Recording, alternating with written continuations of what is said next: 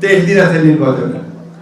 এখন অনেকে নির্বাচন হবে কিনা, বাধা দেব, করতে দেব না, ভেতরে ভেতরে খবর নিয়ে রাখেন, তাদের 3টা ভোটও নেই। ওরা আবার বড় গোড়ায় বলে নির্বাচন হতে দেব না।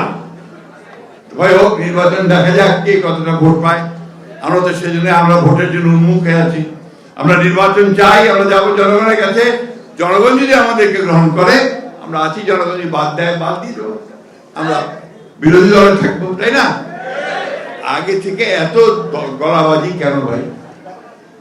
আমি সব শেষ করব যে আজকে আমাদের এই পরীক্ষাটা খুব কঠিন পরীক্ষা।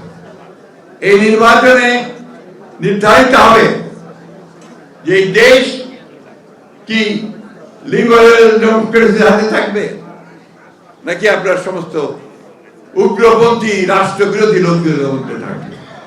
আমাদেরকে অবশ্যই সেই উদারপন্থী রাস্তা বেছে নিতে হবে, গণতন্ত্রের রাস্তা বেছে নিতে হবে, মানুষের কল্যাণের রাস্তা বেছে নিতে হবে।